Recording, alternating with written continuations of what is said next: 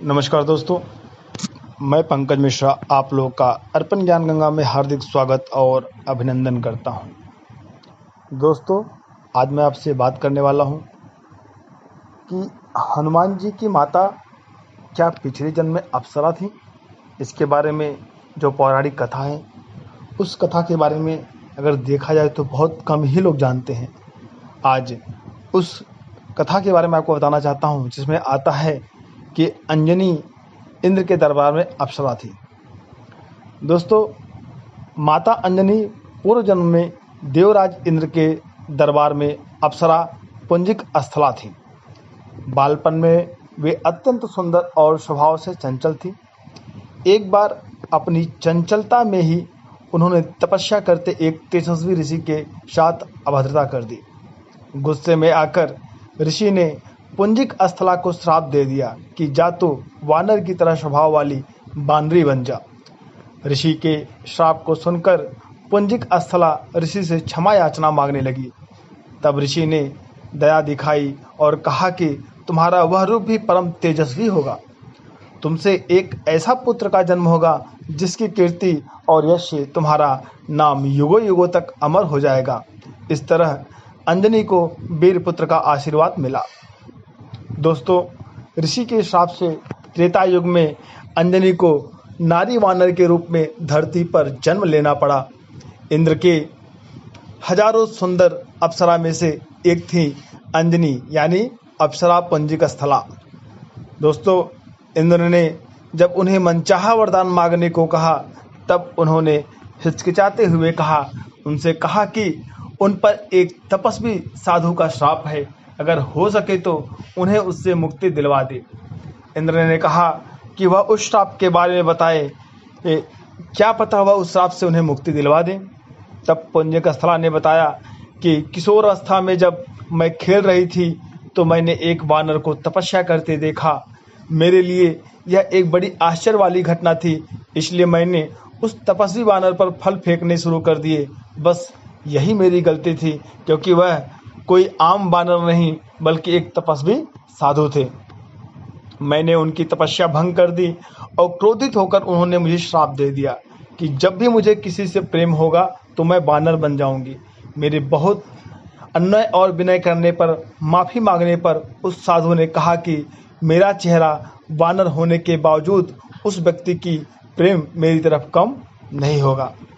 अपनी कहानी सुनाने के बाद पुंजिक स्थला ने कहा कि अगर इंद्रदेव ने उन्हें इस श्राप से मुक्ति दिलवा सके तो वह उनकी बहुत बड़ी आभारी होगी। इंद्र ने उन्हें कहा कि इस श्राप से मुक्ति पाने के लिए धरती पर जाकर वास करना होगा, जहां वह अपने पति से मिलेगी और शिव के अवतार को जन्म देने के बाद अंजनी को इस श्राप से मुक्ति मिल जाएगी। दोस्तों, इंद्र की बात मानकर पुंजिक स्थला अंजनी के रूप में धरती पर चली आई। उस श्राप का प्रभाव शिव के अंश को जन्म देने के बाद ही समाप्त होना था। वह एक शिकारन के तौर पर जीवन यापन करने लगी। जंगल में उन्होंने एक बड़े बलशाली युवक को शेर से लड़ते देखा और उसके प्रति आकर्षित होने लगी। जैसे ही उस व्यक्ति की नज़र अंजनी पर पड़ी, अंजनी का चेहरा वानर जैसा हो गया। अंजनी जोर जोर से रोने लगी। जब वह युवक उनके पास आया और उनकी पीड़ा का कारण पूछा तो अंजनी ने अपना चेहरा छिपाते हुए उसे बताया कि वह बदसूरत हो गई है। अंजनी ने उस बलशाली युवक को दूर से देखा था, लेकिन जब उसने उस व्यक्ति को अपने समीप देखा तो पाया कि उसका चेहरा भी वानर जैसा था। अपना परिचय बताते हुए उस व्यक्ति ने कहा वह कोई और नहीं, वानर राज केसरी हैं, जो जब चाहे इंसान के रूप में आ सकते हैं। अंजनी का वानर जैसा चेहरा उन दोनों को प्रेम करने से नहीं रोक सका और जंगल में ही केसरी और अंजनी ने विवाह कर लिया। दोस्तों, केसरी और अंजना ने विवाह कर लिया, पर संतान सुख से वंचित थे। अंजना अपनी इस पीड़ा को लेकर मतंग ऋषि के पास गई। तब मतंग ऋषि ने उनसे कहा, पंपा सरोवर के पूर्व में नरसिंह आश्रम है, उसकी दक्षिण दिशा में नारायण पर्वत पर स्वामी तीर्थ है। वहां जाकर उसमें स्नान करके 12 वर्ष तक तप एवं उपवास करने पर तुम्हें पुत्र सुख की प्राप्ति होगी। अंजना ने मतंग ऋषि एवं अपने पति केसरी से आज्ञा लेकर तप किया। 12 वर्ष तक केवल वायु पर ही जीवित रही। एक बार अंजना ने शुचि स्नान करके सुंदर वस्त्राभूषण धारण किए।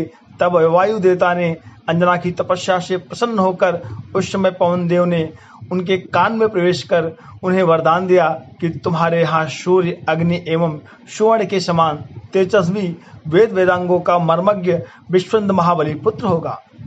इस आशीष के बाद वे शिव की आराधना और तपस्या में लीन रही। तब प्रसन्न होकर शिव ने उन्हें वरदान मांगने को कहा। अंजना ने शिव को कहा कि साधु के श्राप से मुक्ति पाने के लिए उन्हें शिव के अवतार को जन्म देना है, इसलिए भगवान शिव बालक के रूप में उनकी कोख से जन्म ले। भगवान शिव तथास्तु कहकर अंतर्ध्यान हो गए।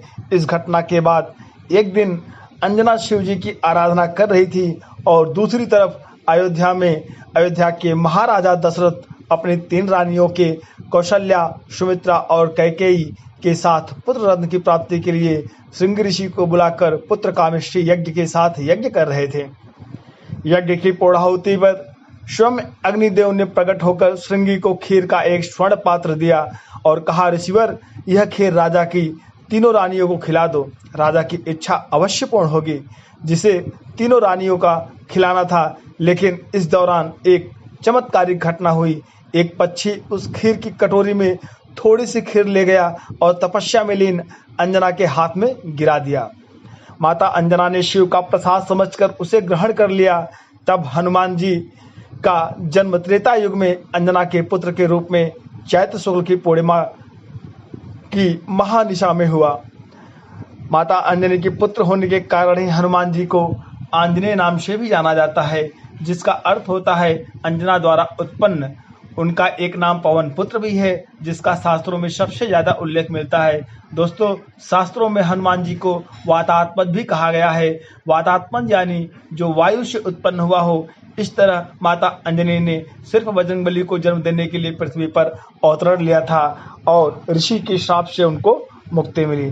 तो दोस्तों, यह कथा था माता अंजनी का, जो कि इंद्र के दरबार में अप्सरा थी। उनको जो श्राप मिला था, उस श्राप से मुक्ति होने के लिए उन्होंने पृथ्वी पर वास किया हुआ था और केसरी जी से विवाह करके इसके बाद हनुमान जी का जन्म हुआ। और यह छोटी सी कथा दोस्तों, अगर आपको अच्छी लगे तो प्लीज चैनल को लाइक, सब्सक्राइब, कमेंट करना ना भूलिए। नमस्कार।